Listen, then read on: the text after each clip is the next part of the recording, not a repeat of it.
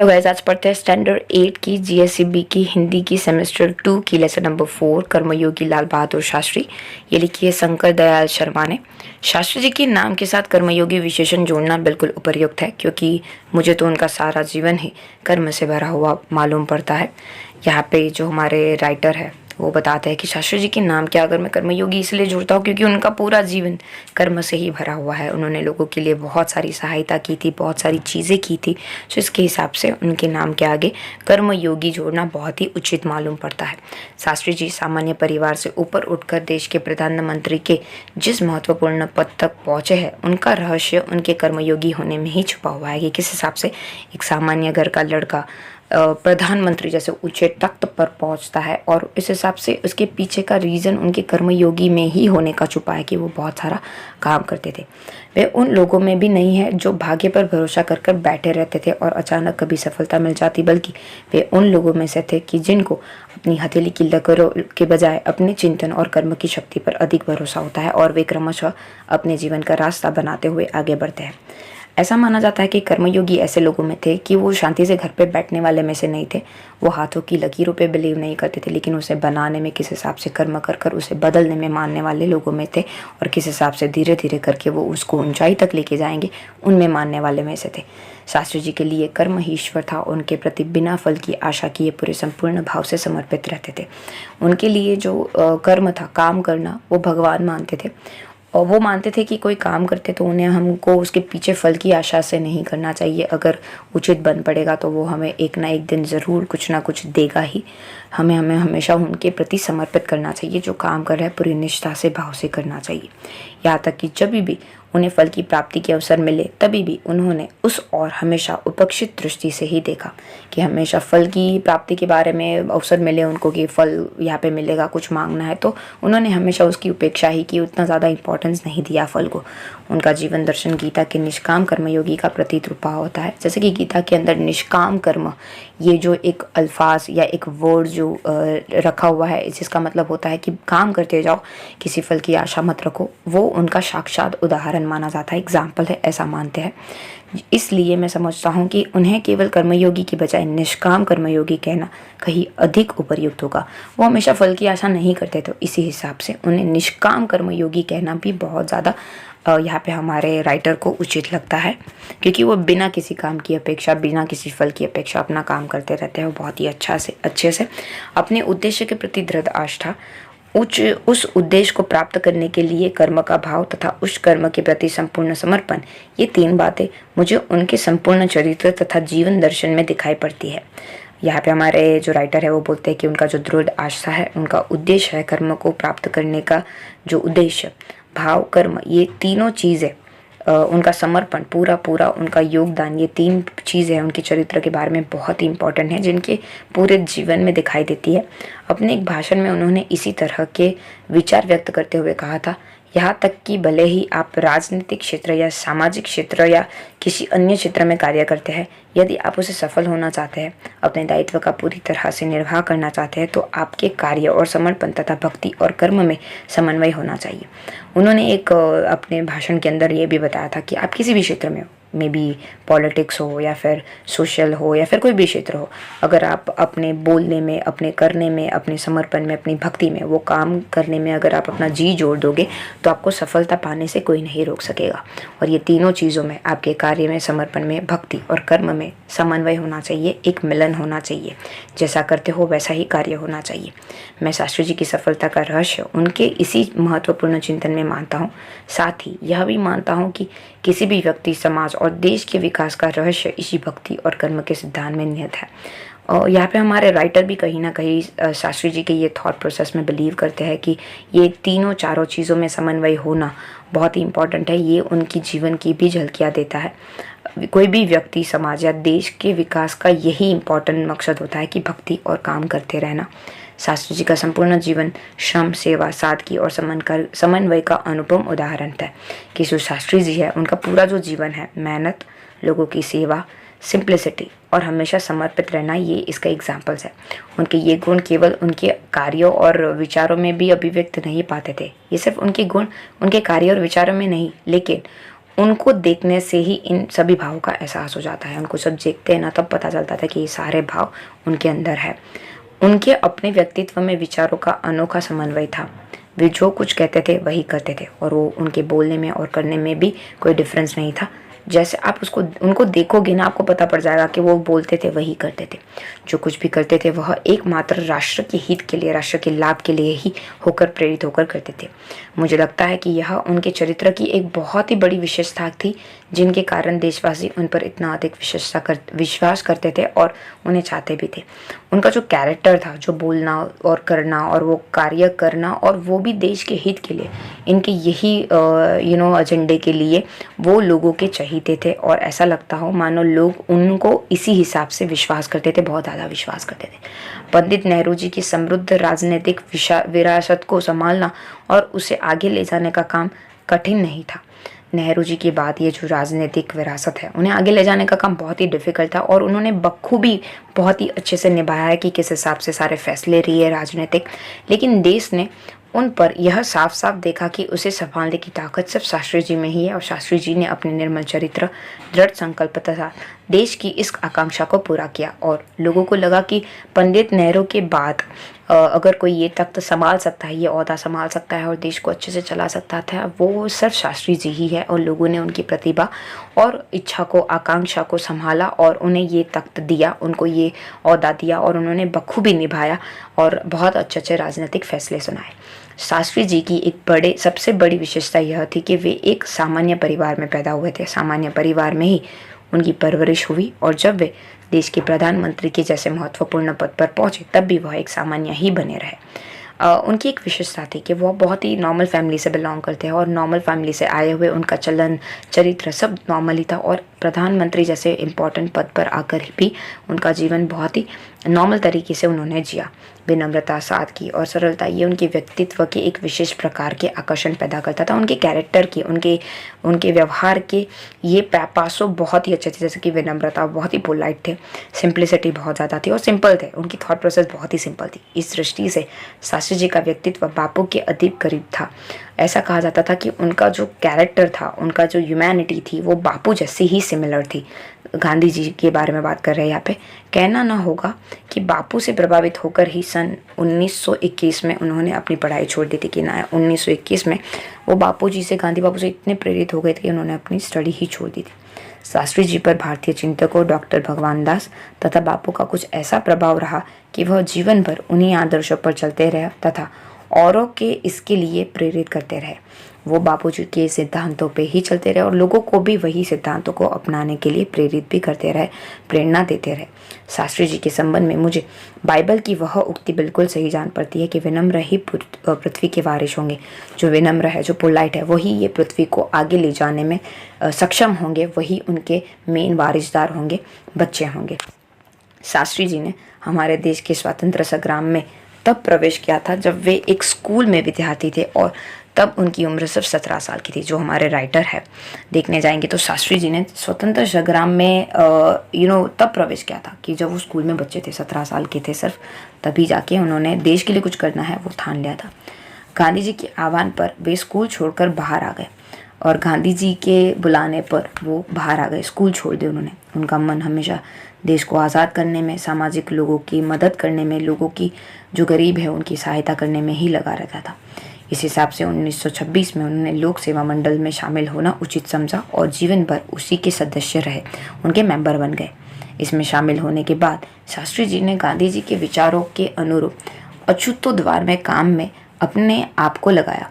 अछूतोद्वार means पहले के ज़माने में अनटचेबिलिटी बहुत ज़्यादा प्रैक्टिस होती थी, तो गांधी जी की राय से, गांधी जी भी वो चीज़ के लिए बहुत ही ज़्यादा मेहनत कर रहे थे, तो उन्होंने अनटचेबिलिटी निकालने के लिए, लोगों के मन में से ये चीज़ें निकालने के लिए बहुत मेहनत की थी। और इन्होंने अपने आप को ये अछूत द्वार के प्रोग्राम में, ये समाज सुधार के एक नए थिंग में कि अनटचेबिलिटी निकालनी है, उसमें जुड़ गए। यहाँ से शास्त्री जी ने अपने जीवन का एक नया अध्याय प्रारंभ हो गया। सन 1930 की बात है। गांधी जी जब दांडी मार्च पर नमक का कानून तोड़ने गए थे, तब की ये बात है कि सन 1930 में जब नमक कानून तोड़ आंदोलन शुरू हुआ तो शास्त्री जी ने उसमें भाग लिया और जिसके परिणाम स्वरूप उन्हें जेल जाना पड़ा। यहाँ से शास्त्री जी की जेल यात्रा की भी शुरुआत हो गई।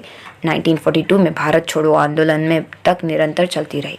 1930 में शास्त्री जी पहली बार गांधी जी के साथ नमक के कानून तोड़ने की बगावत में पहली बार जेल गए और वो वहीं पे नहीं रुकी। 1942 में भारत छोड़ो आंदोलन में भी फिर उनके जेल जाने की यात्राएं शुरू हुई। 12 वर्ष के दौरान वे 7 बार जेल गए। उनके करियर में वो 12 साल का उनका करियर था और वो 7 बार ही जेल गए थे।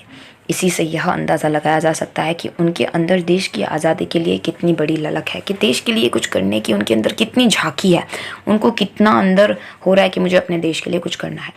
दूसरी जेल यात्रा उन्हें सन 1932 में किसान आंदोलन में भाग लेने के लिए करनी पड़ी थी। सन 1942 की उनकी जेल यात्रा 3 इयर्स की थी, जो सबसे लंबी यात्रा थी। लगभग 1942 में पहली बार जब मतलब बहुत बारी जेल जा चुके थे, लेकिन वो जो यात्रा थी 3 साल की, वो सबसे बड़ी थी। वो बहुत बारी जेल गए थे, किसान आंदोलन के लिए भी गए थे और सत्याग्रह के लिए भी गए थे, भारत छोड़ो मूवमेंट के लिए भी गए थे, लेकिन ये इनकी यात्रा आज तक की सबसे लंबी यात्रा में मानी जाती है। इस दौरान शास्त्री जी जहाँ एक और गांधी जी द्वारा बताए गए रचनात्मक कार्यों में लगे हुए थे, वहीं दूसरी ओर पदाधिकारी के रूप में जन सेवा के कार्यों में भी लगे रहते थे। गांधी जी के साथ साथ बहुत सारे नए नए कार्यों में भी जुड़ते रहे, लेकिन दूसरे साथ साथ वो लोगों की सेवा के कार्यों में भी बने रहते थे। सन 1935 में वे संयुक्त प्रांतीय कांग्रेस कमेटी के सचिव बनाए गए। 1935 की बात है कि वो कांग्रेस की जो मेन चेयरपर्सन होते हैं उनके लिए इनका चुनाव किया गया और 1938 तक वो वही रहे। किसानों के प्रति उनके मन में विशेष लगाव था, इसलिए उनको सन 1936 में किसानों की दशा का अध्ययन करने वाली एक कमेटी का अध्यक्ष बनाया गया। वो किसानों के लिए पहले से उनके मन में बहुत ही दया थी, इसीलिए 1936 में उनको ये किसान कमेटी का एक मेन अध्यक्ष बनाया गया।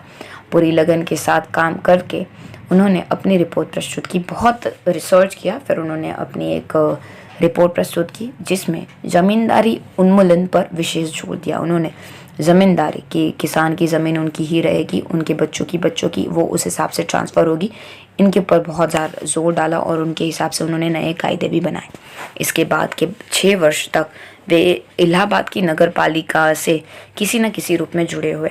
फिर इलाहाबाद में उन्होंने 6 वर्ष तक नगर पालिका के साथ काम किया। मैं समझता हूँ कि इस अनुभव ने भी शास्त्री जी के व्यक्तित्व और चिंतन को नागरिकों की समस्याओं के निकट से परिचय कराया। और माना जाता है कि नरेटर जो हमारे है, जो राइटर है, वो मानते हैं कि शास्त्री जी को इससे ये भी पता पड़ा कि नागरिकों की एक्चुअली प्रॉब्लम क्या है, वो क्या प्रॉब्लम फेस कर रहे हैं। और मानो ये नगर पालिका में काम करने से उनके और नागरिक के प्रति जो नज़दीकी है वो और ज़्यादा बढ़ गई। उनके पास ग्रामीण जीवन का अनुभव था, वो गांव में रहे थे, तो उनको ये भी अनुभव था कि क्या प्रॉब्लम हो सकती है। अब इसके साथ ही इलाहाबाद नगर पालिका ने जन सेवा का भी अनुभव जोड़ दिया और इस हिसाब से इलाहाबाद में जो कॉरपोरेट के साथ, म्यूनसिपल कॉरपोरेशन के साथ काम किया था, उस हिसाब से उनका अनुभव और ज़्यादा बढ़ गया था। लोकतंत्र की इस आधारभूत इकाई में कार्य करने के कारण वे देश की छोटी छोटी समस्या और इनके निराकरण की व्यावहारिक प्रक्रिया से अच्छी तरह परिचित हो गए और इस हिसाब से छोटी छोटी जो टेक्निकलिटी क्या होती है, व्यवहार में किस हिसाब से इम्प्लीमेंट करना है, ये सब चीज़ों का उनको ज्ञान हो गया। कार्य के प्रति निष्ठा और मेहनत करने की अदम्य क्षमता के कारण 1937 के संयुक्त प्रांतीय व्यवस्थिक सभा के लिए निर्वाचित हुआ और फिर वापस उनको संयुक्त प्रांतीय व्यवस्थापिक ओहदे के लिए, वो सभा के लिए उनका चयन किया गया, उन्हें नियमित किया गया उनकी निष्ठा और मेहनत को देखकर। सही मायने में यही से शास्त्री जी के संसदीय जीवन की शुरुआत हुई। पॉलिटिक्स में आने की शुरुआत 1937 को ही माना जाता है। जीवन का समापन देश के प्रधानमंत्री पद तक पहुंचने में हुआ और फिर वहां से धीरे धीरे मेहनत कर वो कहीं प्रधानमंत्री के पद तक पहुंच गए, पता ही नहीं चला।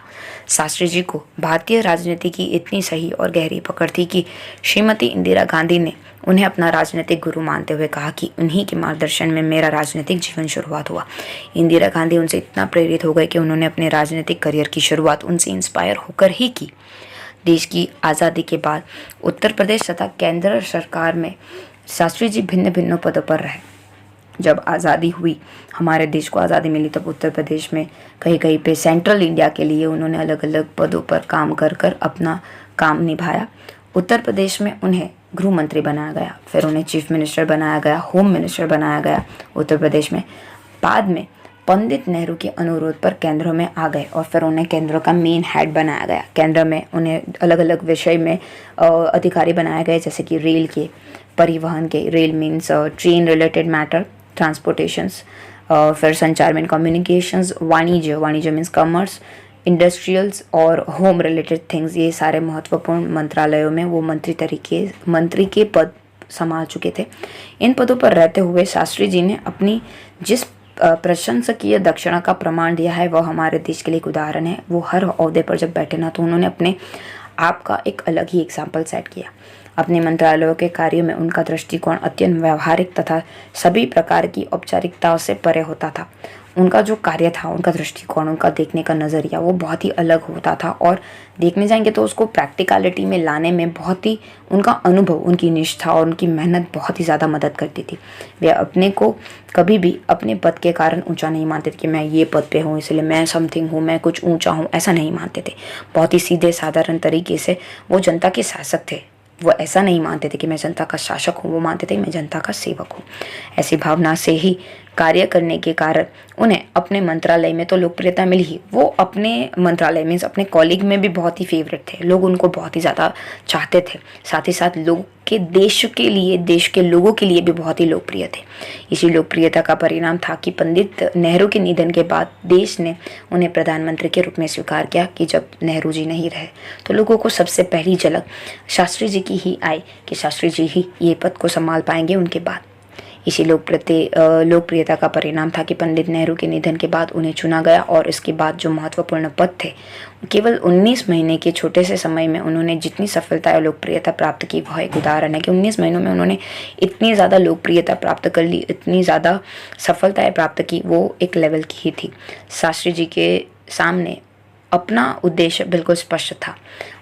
उसमें किसी प्रकार धुंधलापन या भटकाव नहीं था। उनको सिर्फ देश के अच्छे के लिए काम करना था, कभी भटके नहीं वो अपने राह से, हमेशा देश के भले के लिए काम किए। कोई धुंधलापन उनको नहीं दिखाई दिया, कहीं वो अपना राह नहीं बदल दिए, कहीं वो भटक नहीं गए। सिर्फ उनके दिमाग में, जहन में एक ही चीज़ चलती थी, मुझे देश का भला करना है, गरीबों के लिए कुछ करना है, किसानों के लिए कुछ करना है।